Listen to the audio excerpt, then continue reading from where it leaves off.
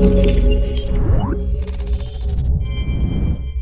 what's going on guys, Arekkz here, welcome back to another Destiny 2 video, and in this video I want to bring you guys the complete guide to the new Leviathan raid. All 4 encounters, the bathhouse, the dog forest, Takeshi's castle running track, and of course, the final boss fight against Calus himself. So if you do enjoy this and you do find it helpful, then a like would be super appreciated. Be sure to comment down below and let me know if you guys have any questions. Now, to begin with, it's worth calling out that this raid is much more mechanic heavy than anything else. In truth, the actual encounters themselves aren't hugely difficult, but there's a lot of stuff going on that you need to stay on top of, and as such, there is an incredibly huge focus on communication. Raids are always about communicating, but this time around I'd say it's even more important than ever. Additionally, there's a new death mechanic that is present in all 4 encounters, and that too makes it a little harder, if not impossible at times, to pull off those clutch moments. See, in the bottom right hand corner of the screen you have this yellow diamond. Think of this as your revive token. If someone dies, then a timer begins and the prompt says light fading in whatever time is currently present. If you don't revive your teammate before the timer runs out, your entire team will wipe. However, in addition to that, once you've revived someone, your yellow diamond will grey out, meaning you've used your revive token. So essentially, each person in your raid team can only revive someone once. That is a total of 6 possible revives. So if they're used up, and someone dies, there's no way to get them back up, and then it's just a matter of time before your team wipes. A bit frustrating, sure, but since a lot of the encounters are more about ads than bosses, it's also a little bit easier to stay alive in this raid than some of the ones in the past. But anyway, that aside, now you know the underlying death and respawn mechanic, let's begin with the encounters. First up, before we enter any of the rooms, you will enter this big central courtyard, the Castellum. This is essentially the lobby before you go into your fights. You have a small task to complete here, each time before you can move on. It's also worth noting that this is a respawn zone, so the death mechanic is not present in this room. Essentially, there are 4 doors, each with a corresponding symbol. Sun is over to the west, Chalice is up the stairs to the north, Dogs are in the middle, and Axes are to the east. The Sun door leads to the bathhouse encounter, the Dogs lead to the dog forest encounter, the Axes lead to what I'm calling Takeshi's castle running track, and the Chalice leads to the final boss. The final boss is of course the last thing you do, but it seems like the other 3 rooms can be done in different orders since they all need to be completed to get the final boss. But for us, it was bathhouse, dog forest, and then Axes. The way this room works is as follows. You will see a purple circle and a hologram projection of a symbol by one of the doors. And in order to open the door, you need to grab 3 standards, these staff-looking things, and slam them into the plate and it opens. To begin with, you'll want to clear ads around the target door and then split your team. Depending on how confident you are, you can either leave 4 people behind to defend and send out 2 to grab the standard, or you can split 3 and 3. Either way, leave some of your team to defend, and the other team then head off to one of the doors to grab the standard. You'll know what door you need to be at because it'll be the one that has the enemies spawning around it, the others will be quiet. Kill the enemies and then an orange bar enemy, the standard bearer, will appear. Once you kill him, the standard will appear on the plate behind, so grab it, run back to your home team, slam the standard in, at which point the symbol on the plate will change to tell you what door you need to go to next. Repeat this 2 more times until 3 standards have been slammed and the door will open. However, while all this is happening, your home team or your defending team will have to fight off waves of ads, and a standard bearer will also come and try and reclaim the standards that you took. To begin with, he will be immune and will have a white shield, so to counter this, there will be a scion that you need to kill, and in doing so you can then damage the bearer. Do this quickly because if he takes back the standard, you'll need to restart. But clear that successfully, and you will open the door, and you go into one of your encounters. There's also a chest behind the door. The first one that you open will give you a shader and some of the other stuff, the others are just glimmer. You also have to repeat this every time you complete one of the main encounters and you return to this room. But this is honestly pretty easy, and by the end of it, you'll be doing it in no time. So, with that room out of the way, let's now talk about the first encounter, the bathhouse. The objective for this room is to stop the bathing ritual. Once the encounter begins, some canisters will appear in the central bathing room. Once all of these have been destroyed, the encounter is complete, but of course there's stuff you'll need to do before you can get there. Located around the room are 4 plates, top left, top right, and bottom right, and there's a 5th plate in the middle. Standing on these will allow you to collect the glowing orb that gives you a psionic protection stack, a stack of 50. This allows you to stand in the otherwise toxic bathwater. This buff will go down all whilst you're standing in the water, but if you're not in the water and you're just standing on the path or the pillars, it'll remain static. Standing on each of the 4 exterior plates will begin to lower the chain in front of you. You can see a little white rock, which is basically your progress meter. While this is happening, ads will spawn and a ceremonial bather will come out in front of you, essentially a golden marauder. You have to deal with all of these whilst it's all going on and standing on the plates. Once all 4 chains are locked in place at the bottom, you can all proceed to the central room, stand on the middle plate and DPS the canisters. Once the DPS rotation has finished, i.e. the stack has been consumed, a Scion projection will begin floating in the air, and a Counsellor, which is essentially a Scion in a bubble, will also spawn. Kill the Counsellor by meleeing it in the bubble, and then kill the Scion projection. If you don't do this, the projection will explode and wipe the team. And once you've done that, you repeat the cycle until all the canisters have been destroyed. So, that is the basic premise for the fight, but how does it actually play out? Well, first things first, the way we did it is that you assign 4 people to the 4 exterior plates. Top left, top right, bottom right, and the remaining 2 people are going to act as the go-betweens. In order to start the encounter, you stand on all 4 plates and then stand on the plate in the middle.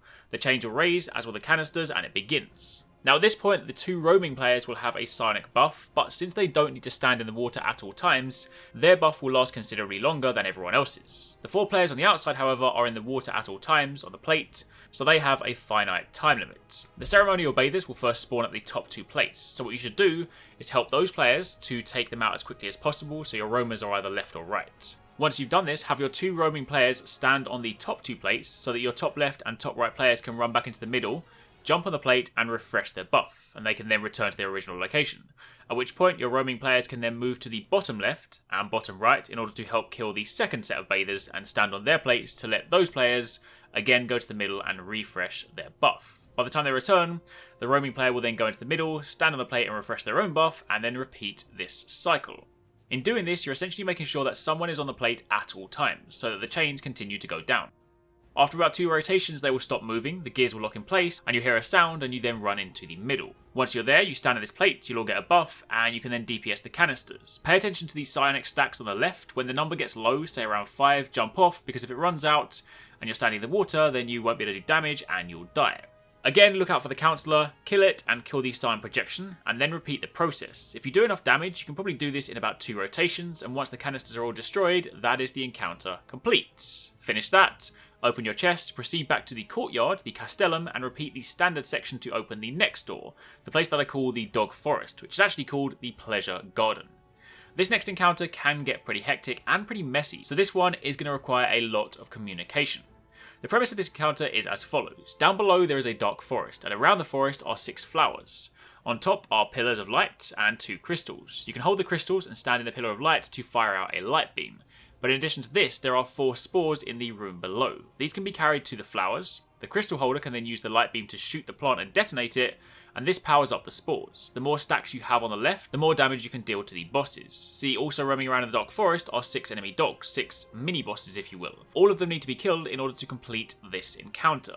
You need to walk around the forest without being seen by them, and you'll do this to get to the flowers, but the second you are spotted, the spores disappear, and you then have a limited time to use your stacks to damage the dogs, and then run back to the safe room and jump in the top. You have to do this because the dogs begin to howl, and if you're left outside, you will die. And remember the death mechanics, so you want to avoid this if possible. It's also worth noting that when diving into the safe room there are little lights. This room can only be used 3 times, so you essentially need to complete this encounter in 4 rotations. However, in addition to that, if you kill a dog, the other dogs begin to grow restless, and in doing so they will begin to howl much sooner in subsequent rotations, so you have less time. So the best thing to do is actually work your way around, systematically damaging the dogs, getting them as low as possible in the first rotation so you can then wipe them all in one fell swoop at the end. This will of course give you the most time possible and will be the cleanest way to do it. So, with all of that in mind, here's how the fight plays out. First, split your team into 2 and 4. The 4 will be the spore carriers on the ground, the 2 will be the crystal holders on the top, 1 left and 1 right. To begin the encounter, you simply kill all the adds in the room, the crystals will spawn, you pick them up, and the roof will open, allowing the players to drop down and collect the spores. As the crystal holder, you should guide the players down below towards the flowers. You need to tell them where the dogs are going so that they can sneak past them. Lead them to a flower, and you then hold L2 to aim and R2 to fire a laser beam into the flower to detonate it and get a spore stack. In order to fire the laser, however, you have to be standing in one of the beacons of light. There are 3 on each side. Now, if all 4 people are together when you do this, a stack will be 12. I'd highly recommend trying to get at least 36 stacks, i.e. 3 flowers, in order to deal good damage to the dogs. Of course, if you can get any more, then it's even better, but 36 should at least be your minimum. You lead your team around between left and right, dodging the dogs until this is done. If the prompt on screen says that the dogs are becoming restless, then this means you have limited time before you will basically have your hand forced, your spores will go away, and you'll just be forced to fight. Now, while this is happening, beast tamers will also come out. You can zap them with your lasers, and if they roam around on the ground, you need to kill them since the spore carriers can't fight. Just try not to fire the laser too near to the dogs, otherwise they get spooked. Once you have 36 stacks, you ideally want to split into 2 teams. Find 2 separate dogs, let them see you so the spores go away and your stacks are usable, and then damage the dogs. Get them ideally to about a quarter health or even lower, but try, if possible, not to kill them. If you do kill them, it's not the end of the world. We did by accident, and it is still doable, but it just makes things a tad harder. Now, one useful bit of information to remember is that when spooked, the dogs run back to their corresponding flowers. Top left, mid left, bottom left, top right, mid right, and then in the cave on the right. So if you learn the locations of the flowers, you'll know roughly where to go to find the dogs, because it can get pretty hectic. It's dark down there, it's foggy, there's a lot of stuff going on, so if you at least know your destination, you can run there and blitz the dog. You have a short window to deal damage, but remember you also need to make it back into the safe room. Do this correctly, and after a rotation, you will ideally have 2 weak dogs. Repeat this a couple more times for the others, so that in the 4th and final phase, it's a case of running around and just wiping them all out quickly. Again, this can be done a little differently if you kill 1 or 2 earlier by accident, but if you can coordinate and kill them in sync, then you're going to have the biggest possible window. But if you do this and you take them all out, that is the second encounter complete. You then return to the Castellum again, repeat the standard protocol to open the 3rd door, and now it's time for what I call Takeshi's Castle running track, aka Prove Your Worth, the Gauntlet. In this fight, well, I say fight, it's more like a game show, but you begin by standing on the 4 plates to begin the encounter. Axe, Chalice, Sun, and Dogs. You defeat waves until 4 Imperial Centurions show up, you defeat them, and then by 2 of the plates, an orb will spawn. 2 people collect these orbs, and they are then teleported into the circular running track, or the Gauntlet. If the people on the outside stand on the plates, then a ring will light up for the orb runners. You have to call this out so that the people on the outside can shoot the other 2 arrows. Doing so will turn the rings green and allow you to jump through the rings and collect another orb. Now it's worth noting, you don't need to collect the orb in the ring to progress, but doing so simply resets the explosive timer on your orb. If you miss them and it blows up, your team wipes, but there is enough time to be able to miss 1 and still make it to the next gate. When you pass through a gate, a councillor will spawn in front of the platform. The person on the outside then needs to run down and melee them in time. If they take too long, a Scion projection will spawn, which will also need to be killed because otherwise the team will wipe. But if you can kill the councillor quick enough, you can generally speaking avoid this step. You will then continue to run around the circle, calling out your rings. The people on the outside will shoot the arrows to open the way for you, and then once you've gone through a full circuit, you will cross the finish line, get teleported back, and you can then run to the middle, dunk the orb, and repeat the cycle. You do this 3 times till 6 flames are lit, and then everyone groups up in the middle, grabs an orb, and now 6 people run. There are only 4 orbs per gate, so you have to alternate who gets them to keep the orbs from exploding. But if you do that, and you cross the finish line, you then run to the middle, slam, light all the flames, and you complete the gauntlet, or the encounter. That is of course the high level flow, but now let's run through how the fight actually plays out. Assign your roles, so you have 2 runners and 1 person per plate. Stand on the plates to begin the fight, and clear the ads coming from the doors until the Centurions arrive. Once the Centurion is down, the orbs will spawn. In my case, the dog gate. This always remains the same. I grab the orb, I'm teleported in, and the players on the outside stand on their plates. Now in front of me I see a red ring, so I will call out mid-dog, for example. Mid is where the ring is, dog is the gate, as seen up here. With this information, on the outside, as a pair, the other players have to shoot the 2 that I did not call out, so in this case, top and bottom. So within your 4, you'll also have to have pairs, since these will need to be shot pretty much simultaneously. Doing this correctly will then make the rings go green, your runner can jump through, and the second you pass through the gate, the Scion spawns on the outside, so you can run down and melee this. You repeat this as you run the track, so examples could be, say, top Sun, bottom Chalice, middle Axe, etc. All while this is happening, on the outside, ads will spawn, so the guys out there have a fair bit to deal with, especially if the gate isn't the one in front of you. You'll have to shoot across to your partner in order to sync it up. This will take some perfecting, so don't worry if it takes some time. Communication is the hardest thing in this, since the runners need to be able to clearly call out their symbols without talking over one another, and the guys on the outside then need to coordinate what they're shooting. Easiest way to do this is within a pair. Agree that one person always shoots high, one person always shoots low, so if the symbol is mid, then they go top bottom, if the symbol is bottom, they go top mid, etc. Do this until the runners are out, until they've dunked, and you then repeat the cycle. Remember, if you miss a councillor and the Scion goes unchecked, the team will wipe, so you always need to keep an eye out for them. The runners do have a bit of time to wait, so you can handle your targets where necessary. During the second time in, the floor will have disappeared somewhat, making it harder to run, so be careful inside, but the general flow is the same. For rotation 3, the platforms outside start going up and down, making things a little bit more difficult, but again, it's not really a huge issue. As mentioned before though, after 3 rotations you are all going inside, so alternate who grabs the orbs and make it through. If you've done 3 clean runs, then technically speaking only 4 people need to make it out. But get to the end, slam dunk, and voila! You've completed the Gauntlet, you return to Castellum one final time, open the door with the standard minigame, and you're now onto the final boss. In fact, the only real boss in this raid, since all the other encounters were more challenges. Calus is the big Jabba Hutt looking cabal. This fight is once again going to require some serious communication. You're going to split your team into 2 teams of 3. One I will call the home team, one I will call the dimension team. What will happen in this fight is that after the initial ad wave, you'll all get teleported into another dimension, and you'll see a projection of Calus's head. 3 people will jump over the little barrier, grab orbs, and get sent back home. Meanwhile, the other 3 will remain behind, sitting behind the barrier. Calus will begin to suck you in, but being behind the barrier holds you in place. You'll see scions spawn, whose sole purpose is to use their annoying jump ability to lift you over the barrier. You need to kill these, and also kill the scion projections. Like before, any projections left unchecked will wipe the team. Meanwhile, the home team will be clearing ads in the room, and 4 counsellors will spawn with corresponding symbols. From left to right, it is back left axe, front left chalice, front right sun, back right dog. In the other dimension, each of the 3 players will see a different symbol on Calus's head. They must call this out, so that the home team can kill the counsellor with the other symbol. Example being, if they see sun, dog, and axe, you kill chalice. Each time a counsellor is dead, inside the dimension another wall will spawn, and the first will go. You have to position yourself carefully, because if you're pulled into a ramp, it'll launch you over the wall and Calus will eat you. If you're killed in the other dimension, you're sent home, and you can be rezzed, so it is possible to clutch this if it happens. Now you repeat this 4 times, each time calling out the symbols, killing them back at home. After the 4th rotation, in the other dimension, Calus will start spewing out skulls. If you kill these, you build Force of Will stacks. Much like the Spore stacks in the dog room, the more you get, the more damage you can deal to Calus during the DPS phase.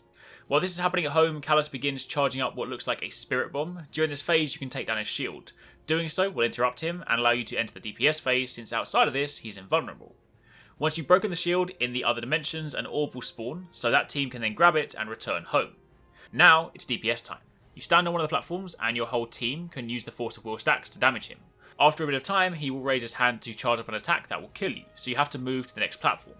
The order we did this in was back left, front right, back right. So kind of like a upside down U shape. You damage him on each platform using everything you have, supers, rifts, tethers, power weapons, the lot. Once all platforms are used up, he returns to being immune and you repeat the cycle. Now if you take down a third of his health, he breaks to reveal that he's a robot, so his previous hand-raised sun charge blast is replaced by an arm cannon that does the same sort of thing, and he also exposes his chest, which is a further weak point. You repeat the cycle, doing exactly what you just did, to deal more damage, and if done well, you'll get it done within 3 to 4 rotations. It's worth noting, if it takes 4 rotations, the final wave of ads will include Colossus, the ones that fire those homing rockets, so that's a little bit more to deal with, but also, much like Arekkz, when you've got his health down to nothing, he pulls that cheap tactic again like Arekkz did in The Taken King, where he tries to kill you on no health. I really hate those tactics. I think they're super cheap and frustrating, but either way, it's something you have to deal with. When he's almost dead, he goes into that charge state and you have to down his shield. Doing so will kill him and you win the fight. When we did it, we actually clutched it at the very end. He killed us, we killed him, but thanks to a bug, we weren't able to respawn, so despite the fact that we actually completed the raid, we weren't actually able to go and get the final chest. Luckily, that stuff does get sent to the postmaster. But anyway, with all of that information in mind, let me run you through the fight flow. You begin the encounter by shooting the chalice out of his hand. Ads will spawn for a bit, so deal with them. Then the counsellor projections will spawn on the 4 pads.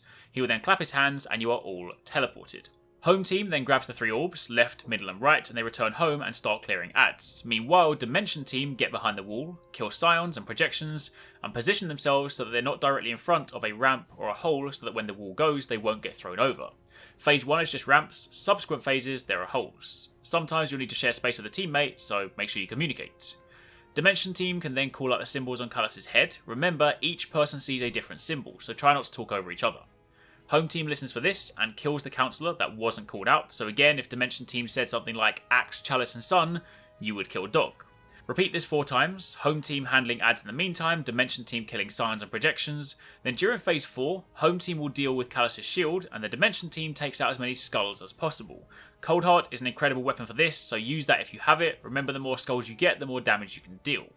Once the shield is down, Dimension Team returns, then you will pile up on a plate, deal damage, and watch out for when he prepares his attack. Phase 1 is a hand raise, Phase 2 is the raise of his arm cannon, and if you get to Phase 4, he'll actually have a burn attack. Move between the 4 platforms, dealing as much damage as possible, then once he's immune, get back to positions and repeat. Couple of things worth calling out: when you break him and he goes to the robot phase, don't leave the platform to begin with. Let him recover and line up his shot, because if you do it on platform 3 and then move directly to platform 4 too early, he will shoot you and force you to move, in turn losing some DPS. So instead, if you stay on platform 3, bait the shot, make him shoot that platform, and then you can move to platform 4, you can get a little bit more DPS before the rotation. Additionally, on phase 4, if you get to the burning part, he will burn the first platform immediately, so you basically have to disregard one altogether during your damage phase. But pull off 3 to 4 clean rotations and you should get him down. Once he goes into that cheap shield thing, stand on the platform since the ads can't get you and just shoot him till his shield explodes. Do it right, and it's complete. That is the raid done, and provided it doesn't bug out like it did for us, you can then proceed to the final room and open the loot chest. Loot drops do seem pretty sparse, but you do get a lot of tokens, and those tokens can be taken to the new vendor in the tower, Benedict, the hacked frame, and you can trade those tokens in for engrams, which give you raid gear, which is kind of cool. But aside from that, that's pretty much it. That is your complete guide to the Leviathan raid. There are other things to talk about. There's the exotic weapon quest, the hidden chest, and a few other things on top, and I will cover them soon, but for now, that should help explain some of the encounters. Hopefully you found it useful. If you did, then a like would be greatly appreciated, and be sure to keep it locked for much more. But thank you for watching, take it easy, catch you next time, peace out.